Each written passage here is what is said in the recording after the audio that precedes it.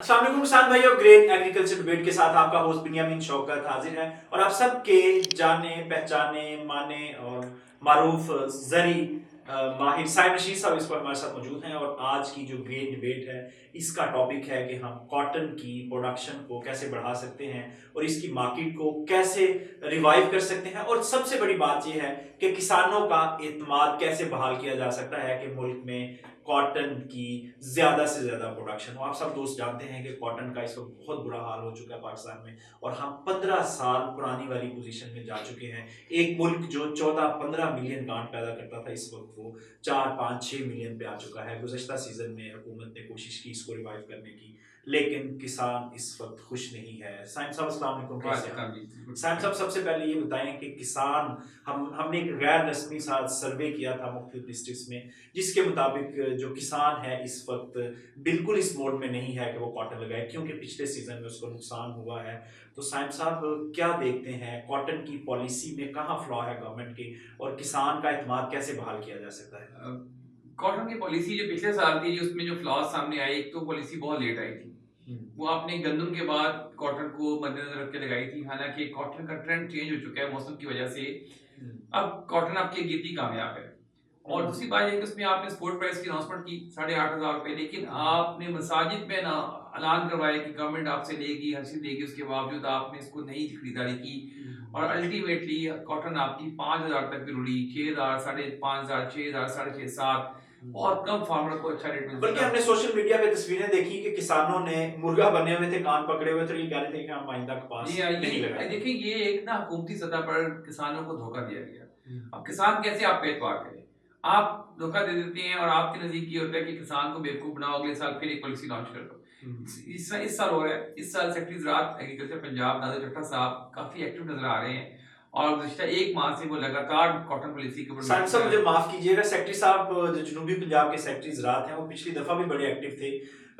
लोगों को, किसानों को उन्होंने अट्रैक्ट तो कर लिया, लेकिन बाद में जब बाइंग की बारी आई और 8,500 प्रॉमिस पूरा करने की बात आई तो फिर सेक्रेटरी साहब कहीं नजर नहीं आ हाँ रहे जी, थे। ऐसे ही है। मतलब कि गवर्नमेंट जो सी है वो पॉलिसी अनाउंस करती है, उसके बाद पैरा नहीं देती। और यही वजह है जो इत्मीनान का फुकदान पैदा हो चुका है फार्मर के दरमियान। किसान इस पर गवर्नमेंट पे यकीन करने को तैयार नहीं है। वो समझते हैं कि जो बात भी करते हैं उसमें पायदारी नहीं है। अब अगर इस हुकूमत साल क्या हुकूमत करे कि किसानों का एतमाद बहाल हो? देखिए किस इस तरह किसानों को देखें, इस वक्त एक सॉलिड कमिटमेंट की जरूरत है, वरना इस साल कपास जो है वो आप समझेंगे ना होने मेरा वाला। इसमें जी एक है कि इस साल गवर्नमेंट अपना टारगेट सेट कर दे। फर्स्ट ऑफ ऑल कि हमने कितने लाख एकड़ पे कपास लगानी है। और मेरा ख्याल है कि इनको इस वक्त इस साल तकरीबन को 60 लाख एकड़ पे कपास लगानी चाहिए। अगर ये 60 लाख एकड़ पे कपास नहीं लगाएंगे तो ये अपना जो टारगेट है 10 मिलियन बेल्स का वो हासिल नहीं कर सकेंगे।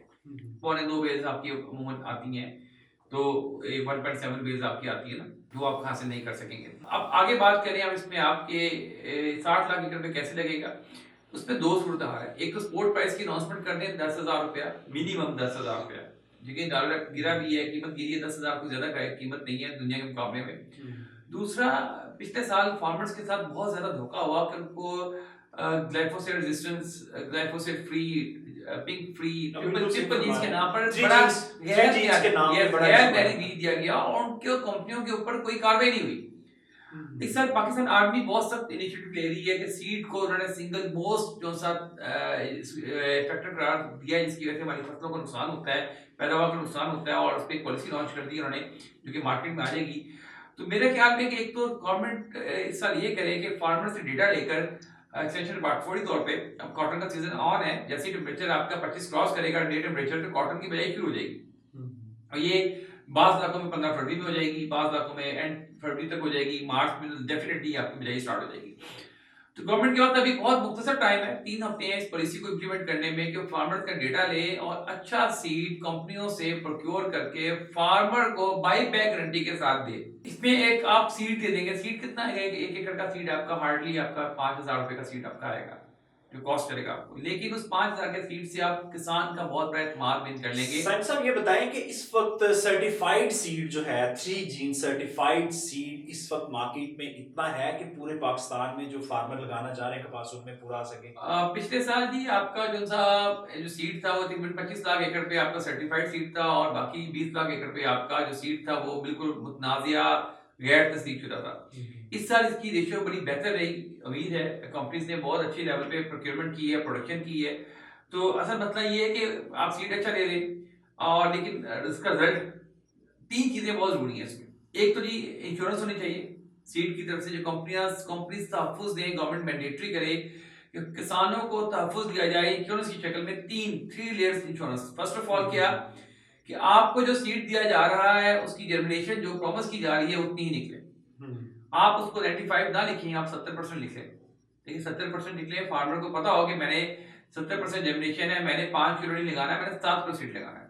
ठीक है। सेकंड थिंग, आपका जो वैरायटी आपको क्लेम की जा रही है उसके अंदर वही वैरायटी हो, ठीक है, उसकी इंश्योरेंस हो। सेकंड लेवल इंश्योरेंस की। थर्ड लेवल इंश्योरेंस का क्या हो कि जो कैरेक्टरिस्टिक्स आपको बताए गए हैं वो पूरे उतरे। मतलब आप कह लेते हैं जी कि वैरायटी ये CKC 6 है, वैरायटी आपकी FH3 है, वैरायटी आपकी CS 200 है, वैरायटी आपकी FH4 है, आप CKC 5 है, CKC 3 है, IAU जो सा वो इकबाल साहब की जो सी है 13 है या 15 है, मंदेशा साहब की। आप कोई भी वैरायटीज की बात कर लेते हैं, वैरायटीज वो हैं, लेकिन वैरायटी निकल आती है, लेकिन जो आपने इसमें कैरेक्टरिस्टिक्स प्रॉमिस किए थे कि ये पिंक फ्री होगी, ये ग्लाइफोसेट फ्री होगी, ये हेलियोथस फ्री होगी, बॉलवर्म फ्री होगी, अगर वो सारे हमले हो जाते हैं तो इसका मतलब है कि आपका प्रॉमिस गलत किया, आपने किसानों से प्रीमियम प्राइस दी। तो यहाँ पे गवर्नमेंट को बहुत ज्यादा ही दिखाना पड़ेगा, अपनी सख्ती करनी पड़ेगी, कंपनीज को बाउंड करना पड़ेगा कि वो अपने सीड के दामन बने। जी बिल्कुल सही है, सीड जो है एक मेजर मसला है, साहब साहब दुरुस्त फरमा रहे हैं। ये बात बताइए कि साहब साहब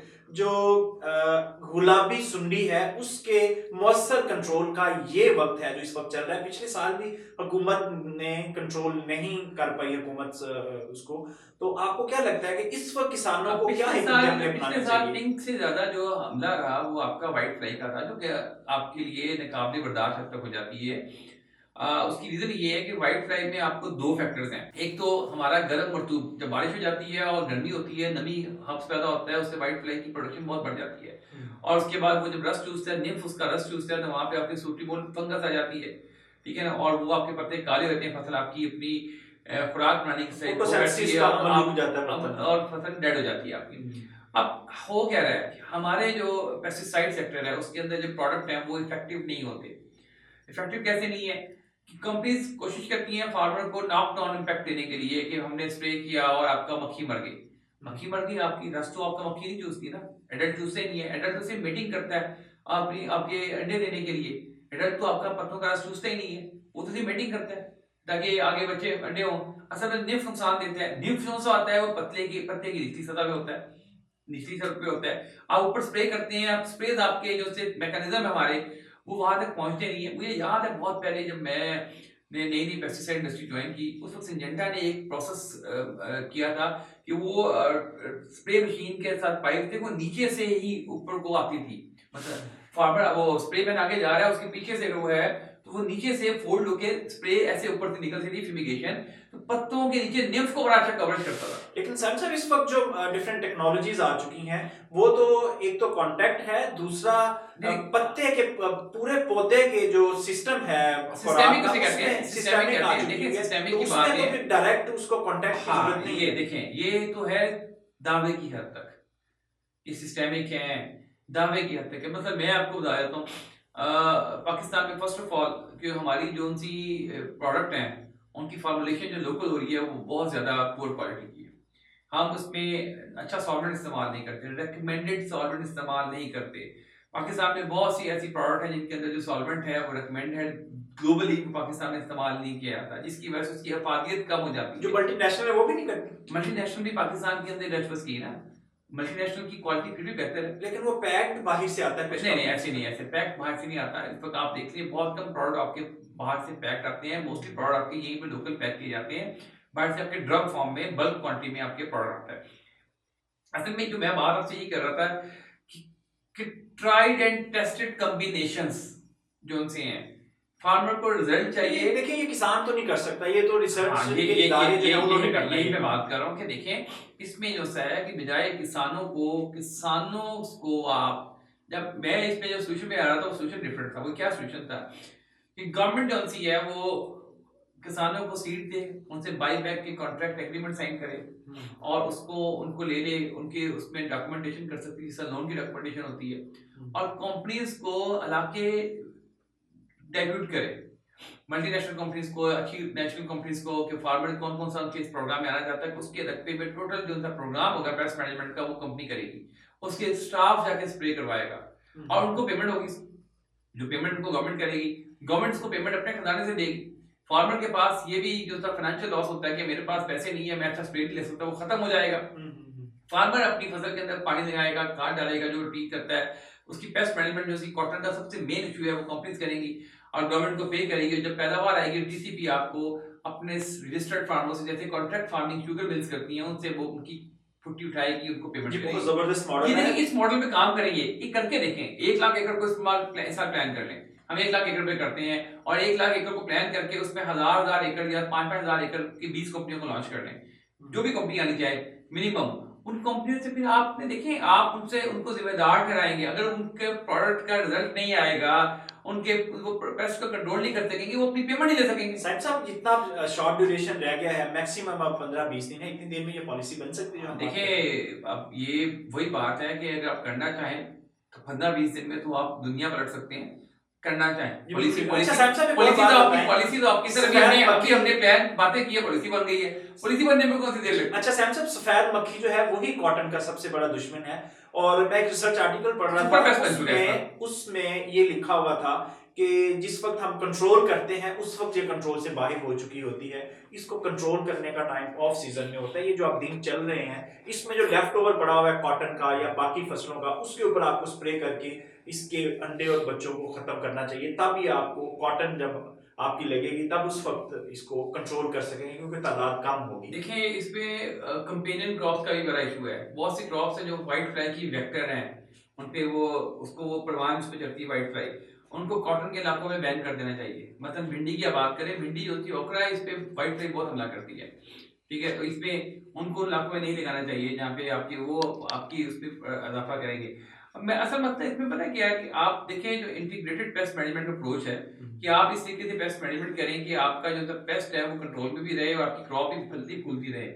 ये जिम्मेदारी है पेस्ट कंट्रोल कंपनीज की, जो कि अरबों रुपए का मुनाफा कमाती है। इदारा भी तो है पेस्ट कंट्रोल एंड मैनेजमेंट। देखिए प्लांट प्रोटेक्शन जो पंजाब है उसमें आप अगर देखा जाए तो उसके अंदर जो इंस्पेक्टर्स हैं उसके अंदर ये उनको आपने रजिस्ट्रेड इख्तियारात दे दिए, वो सब दिन का मेजोरिटी हिस्सा तो वो खादों के छापे मारते हैं, उनके लिए चीनी की कीमतें चेक करते हैं, क्रॉसिंग की कीमतें चेक करते हैं। उसके बाद अगर आप देखा जाए एक ये दूसरी बात ये कि वो सारे उनमें से मेजोरिटी जो अफसरान है वो मेल प्रैक्टिसेस पे भुगतना है, वो खुद उनके कंपनियों के नुमाइंदे बने हुए हैं, उनके अपने बेटे भाई भतीजे साले मुख्तलिफ कंपनी में जॉब कर रहे हैं, तो उनके लिए मुमकिन नहीं रहा कि वो इन पे सब। अच्छा सैमसंग, टाइम शॉर्ट है, मुझे ये बताएं, आखिरी एक सवाल है कि आपको क्या लगता है कि इस साल जो हुकूमत जो प्राइस अनाउंस करने जा रही है वो कोई 10,000 के करीब है या इससे कम? देखिए 10,000 के करीब होनी नहीं, 10,000 होनी चाहिए। इनको ये 5 डिजिट का हिस्सा देना होगा, 10,000 का 1 के बाद 4 जीरो इनको देने होंगे। अगर ये नहीं देंगे तो फार्मर आप पर ट्रस्ट नहीं करेगा। मैं आपको बता रहा हूँ कि आपको पता है मेरे साथ हजारों फार्मर मुंसलिक हैं जो कंसल्टेंसी के अंदर आते हैं, जो मेरे से रास्ते में रहते हैं। फार्मर इस साल साउथ का फार्मर जिसने पशीदी कपास लगाई थी बुरी तरीके से वो उसका दिल टूटा हुआ है, वो कपास लगाने को तैयार ही नहीं है। और अब महकमा क्या करेगा, झूठा आपको डेटा देगा, वो झूठे डेटे की बेस पे आपका जो सा होगा ये कि इतने कपास लग जाएगी, ये कीमतों को फिर नीचे कराएंगे, अल्टीमेटली आपका एक और सीजन आपका तबाही का शिकार हो जाएगा। जी साहब, आपके वक्त का बहुत शुक्रिया। ग्रेट एग्रीकल्चर डिबेट जो है वो यहाँ ही क्लोज होती है, और अगर हुकूमत को अपने फॉरेन रिजर्व्स लेके आने हैं पाकिस्तान में तो यकीनन कपास से अच्छी कोई फसल नहीं है। कपास ही एक ऐसी फसल है जो शॉर्ट टर्म में हमें बड़े अच्छे जो ज़र मुबादला है वो दे सकती है और डॉलर्स में हम कमा सकते हैं। और अगर हम ओवरऑल बात करें हमारी ज़राअत में जो सबसे ज़्यादा कमाऊ पुत्र था, जो सबसे ज़्यादा कमाऊ फसल थी, वो कपास ही था जिसे हमने अपने हाथों से तबाह कर दिया है। और अगर आज जिस तरह हमने इस डिबेट में डिस्कस किया है। अगर हुकूमत उस पॉलिसी पर अमल पैरा हो तो यकीनन हम कपास को रिवाइव कर सकते हैं। इजाज़त दीजिए, खुदा हाफिज़।